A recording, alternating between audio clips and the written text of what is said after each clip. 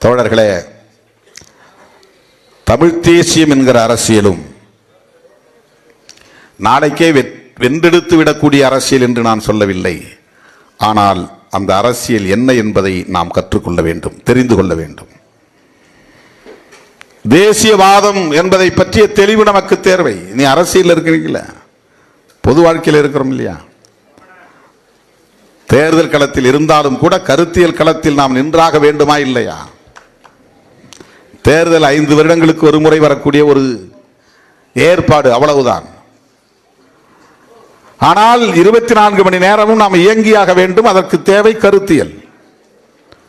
தொடர்ந்து இயங்கியாக வேண்டும், அதற்கு தேவை கருத்தியல். அடுத்த தலைமுறையையும் அமைப்பாக்க வேண்டும், அதற்கு தேவை கருத்தியல். ஏதோ ஒப்புக்கு நாம் ஒரு வழக்கமாக தமிழ் தேசியத்தை வைத்திருக்கிறோம் என்று கருதிவிடக் கூடாது. வெள்ளைக்காரர் இந்த நாட்டை ஆண்டபோது இன்றைக்கு பாகிஸ்தானாக இருக்கிற அந்த நிலப்பரப்பும், இன்றைக்கு வங்கதேசமாக இருக்கிற அந்த நிலப்பரப்பும், இன்றைக்கு இலங்கை தீவாக இருக்கிற அந்த நிலப்பரப்பும் எல்லாம் வெள்ளைக்காரனின் கட்டுப்பாட்டில் இருந்த நிலப்பரப்பு தான். இலங்கையை விட்டு மற்றதை பார்த்தால் எல்லாமே இந்தியா தான். பாகிஸ்தானும் ஒரு காலத்தில் இந்தியா, வங்கதேசமும் ஒரு காலத்தில் இந்தியா. அது வெள்ளைக்காரன் காலத்தில். அப்ப இந்திய தேசியவாதம் என்று சொன்னால் அது ஆப்கானிஸ்தான் வரையில் எல்லை இருக்கிறது. இங்கே வங்கதேசத்தின் கடைசி விளிம்பு வரையில், அந்த வங்க கடற்கரை வரையில் இந்தியாவின் எல்லை இருக்கிறது. ஆனால் நாடு விடுதலை அடைந்த போது மேற்கு பாகிஸ்தான், கிழக்கு பாகிஸ்தான் என்று 2 நிலப்பரப்பு ஒரே நாடாக பிரிந்தது. ரெண்டும் ஒரே நாடு தான், ஆனால் 2 நிலப்பரப்பு, ஒன்று மேற்க ஒன்று கிழக்க. கொஞ்ச நாள்ல கிழக்கு பாகிஸ்தான் வங்கதேசமாக மாறிவிட்டது. அது ஒரு தனி நாடாக மாறிவிட்டது, பங்களாதேஷ். எஞ்சிய பகுதியை இன்றைக்கு நாம் இந்தியா என்று சொல்லுகிறோம். அவன் அதை பாகிஸ்தான் என்கிறான், இதனை அவன் பங்களாதேஷ் என்கிறான். எஞ்சிய பகுதியை இந்தியா என்கிறோம்.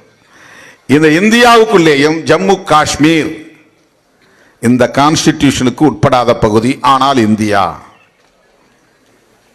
நம்முடைய கான்ஸ்டிடியூஷன், அரசமைப்பு சட்டத்தின்படி அது இந்தியா இல்லை, ஆனால் அது இந்தியா. சில உடன்பாடுகளின் அடிப்படையில் நம்மோடு அது இருக்கிறது. ஆக எஞ்சிய பகுதி ஒரு மொழி பேசக்கூடிய பகுதியாக இருக்கிறதா என்றால் இல்லை. ஒரு மதத்தை பின்பற்றக்கூடிய நிலப்பரப்பாக இருக்கிறதா என்றால் இல்லை. பல மதங்கள், பல மொழிகள் பேசக்கூடிய இனங்கள் வாழுகிற ஒரு நிலப்பரப்பு. இதனை எப்படி அழைப்பது? அரசமைப்பு சட்டம் எழுதுகிற போதே இது பிரச்சனையானது. இந்தியா என்று அழைப்பதா, பாரத் என்று அழைப்பதா? இந்தியா என்கிற பாரத் என்றுதான் தொடங்குகிறது அரசமைப்பு சட்டமே. புரட்சியாளர் அம்பேத்கர் அவர்களுக்கு பாரத் என்று அழைப்பதற்கு உடன்பாடு இல்லை. அந்த சொல்லுக்கு வெவ்வேறு விளக்கங்கள் சொல்லப்படுகின்றன. ஆனால் பெரும்பாலும் அது புராண பின்னணியை கொண்ட ஒரு சொல். மகாபாரதம் அந்த பாரதத்திலிருந்து வருகிற புராண கருத்தியலை பின்னணியாக கொண்ட ஒன்றாகத்தான் பலராலும் பார்க்கப்படுகிறது. இன்றைக்கு சனாதன சக்திகள் பாரத் என்றால் அது பேரொளி என்று பொருள் அப்படின்லாம் விளக்கம் சொல்றாங்க. இந்த நில உலகிலேயே, பூ உலகத்திலேயே புனித மகான்கள் அதிகம் தோன்றிய நிலப்பரப்பு இந்தியாதான். அதனால் இது ஒரு ஆன்ம பெருவெளியாக இருந்தது, புனித பேரொளி பரவிய நிலப்பரப்பு இது என்றெல்லாம் அவர்கள் வியாக்கியானம், விளக்கம் சொல்லுகிறார்கள். புரட்சியாளர் அம்பேத்கர் அவர்களுக்கு ராமாயணம், மகாபாரதம் போன்ற புராண கதையாடல்களில் உடன்பாடு இல்லை, நம்பிக்கை இல்லை. எனவே இந்தியா என்றுதான் அழைக்கிறார். இந்த இந்தியா என்கிற பெயரை மாற்றுவதற்கு பாரதிய ஜனதா கட்சியை சார்ந்தவர்கள் ஏன் துடிக்கிறார்கள்? இந்திய மக்கள் கட்சி என்பதுதான் தமிழ். அவர்கள் பாரதிய ஜனதா பார்ட்டி என்று வைத்திருக்கிறார்கள். இந்த பாரதம் என்கிற சொல்லில் அவர்களுக்கு உடன்பாடு உண்டு, இந்தியா என்கிற சொல்லில் உடன்பாடு கிடையாது. பல மொழிகளை பேசுகிற நாடு இது, பல மதங்களை கொண்ட நாடு இது. எனவே இதை எந்த பெயரில் அழைப்பது? இதற்கு ஒரு அடையாளம் வேண்டும். இதை ஒரு தேசமாக்க வேண்டும். அதற்கு ஒரு தேசியவாதம் தேவைப்படுகிறது. காந்தி காலத்திலே மதம் சார்ந்தோ மொழி சார்ந்தோ இதற்கு பெயரை சூட்டாமல் நாம் அனைவரும் இந்தியர்கள் என்கிற உணர்வின் அடிப்படையில் இந்தியன் நேஷனலிசம் என்கிற கருத்தை முன்மொழிந்தார்கள். இது காங்கிரஸ் காலத்தில் இருந்தது. அதைத்தான் நான் சொல்லுகிறேன் நாட்டின தேசியவாதம் என்று. நேஷனாலிட்டி இந்தியன், நேஷனாலிட்டிங்கிற இடத்துல இந்தியன் அப்படின்னு நம்ம எழுதுறோம். நீ எந்த மதத்தை சார்ந்தவனாகவும் இரு, எந்த மொழியை பேசக்கூடியவனாகவும் இரு, ஆனால் இந்தியனாக உணர்ந்து இந்தியனாக வாழ். அந்த தேசியவாதம். அப்படி ஒரு தேசத்தை கட்டமைக்க வேண்டும். ஆக ஒரு தேசத்திற்கு ஒரு கான்ஸ்டிடியூஷன் தான் இருக்க முடியும். அந்த கான்ஸ்டிடியூஷன் என்ன சொல்லுகிறதோ அதை அனைத்து மக்களும் ஏற்றுக்கொள்ளுகிற போது அதன் அடிப்படையில் ஒரு தேசம் உருவாகும். ஏற்கனவே தேசம் இருந்ததே, அந்த தேசம் சமத்துவம் இல்லாத தேசம், பாகுபாடுகள் நிறைந்த தேசம், ஆணாதிக்கம் மேலோங்கிய தேசம், பார்ப்பனர்கள் கொட்டமடிக்கிற தேசம், இந்தி பேசக்கூடியவர்களின் வல்லாதிக்கம் நிறைந்த தேசம், சமஸ்கிருதத்தை பேசக்கூடியவர்கள் கலாச்சார தளத்தில் ஆதிக்கம் செலுத்தக்கூடிய தேசம். அப்படிப்பட்ட ஒரு தேசம்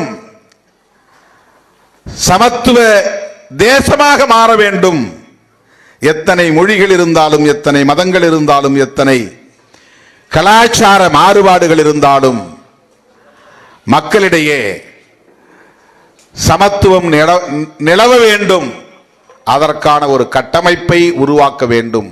அப்படி என்றால் மதம் சார்ந்த தேசியவாதம் கூடாது என்று தொலைநோக்கு பார்வையோடு சிந்தித்த தலைவர்தான் புரட்சியாளர் அம்பேத்கர் அவர்கள். இந்தியாவை பொறுத்தவரையில் இது இந்தி பேசக்கூடிய மக்களின் தேசம் என்று மொழி அடிப்படையிலான தேசியவாதத்தை கட்டமைப்பது பொருத்தமாக இருக்காது. அவர்கள் ஒரு குறிப்பிட்ட சில மாநிலங்களில் மத்திய பகுதிகளில் இருக்கிறார்கள். ஆனால் தமிழ் பேசக்கூடியவர்கள் பல கோடிக்கணக்கான மக்கள், தெலுங்கு பேசக்கூடியவர்கள் கோடிக்கணக்கான மக்கள், கன்னடம் பேசக்கூடியவர்கள் கோடிக்கணக்கான மக்கள், மராத்தி பேசக்கூடியவர்கள் கோடிக்கணக்கான மக்கள் என்று இருக்கிறார்கள். ஒப்பீட்டளவிலே இந்தி பேசக்கூடியவர்களின் எண்ணிக்கை அத்தனை மொழி பேசும் தேசிய இனத்தவரோடு ஒப்பிடுகிற போது அவர்கள்தான் சிறுபான்மை. ஆனால் இந்த மண்ணை பொறுத்தவரையில் இந்தி பேசக்கூடியவர்களின் ஆதிக்கம் மேலோங்கி இருக்கிற நிலையில் எல்லோரையும் இந்தி பேசும் தேசிய இனமாக மாற்றுவதற்கு இடம் கொடுத்து விடக்கூடாது என்பதுதான் புரட்சியாளர் அம்பேத்கரின் பார்வையாக இருக்க முடியும். அதனால்தான் மொழி சார்ந்த தேசியவாதத்தை அவர் ஏற்கவில்லை. இந்தி ஆதிக்கம் செலுத்தும் என்பதனால். மதம் சார்ந்த தேசியவாதத்தை சொன்னால் இங்கே முஸ்லீம் மதம் சார்ந்த நாடாக இந்த நாட்டை அறிவிக்க முடியாது. அவர்கள் சிறுபான்மை, அவர்கள் இந்த மண்ணின் மைந்தர்கள் இல்லை. அதாவது பூர்வீக மதம் இல்லை. மக்கள் இந்த மண்ணின் மைந்தர்கள் தான், மக்கள் இந்த மண்ணின் மைந்தர்கள் தான். ஆனால் அவர்கள் ஏற்றுக்கொண்டிருக்கிற மதம் இந்த மண்ணில் தோன்றிய மதம் இல்லை என்கிற பார்வை. கிறித்தவர்கள் இந்த மண்ணின் மைந்தர்கள் தான், ஆனால் கிறித்தவம் இந்த மண்ணில் தோன்றிய பூர்வீக மதம் இல்லை. ஆகவே இந்த மண்ணில் தோன்றிய மதம் எது என்று பார்க்கிற போது இன்றைக்கு இந்து மதம் என்கிற அடையாளம் தான் இருக்கிறது. இந்த இந்து மதம் அரச மதமாக மாறினால், இந்து மதம் தேசிய மதமாக மாறினால், அந்த மதத்தின் அடிப்படையில் இங்கே தேசியவாதம் கட்டமைக்க பெற்றால் அந்த மதத்தில் இருக்கிற பாகுபாடு சட்டப்பூர்வமானதாகிவிடும்.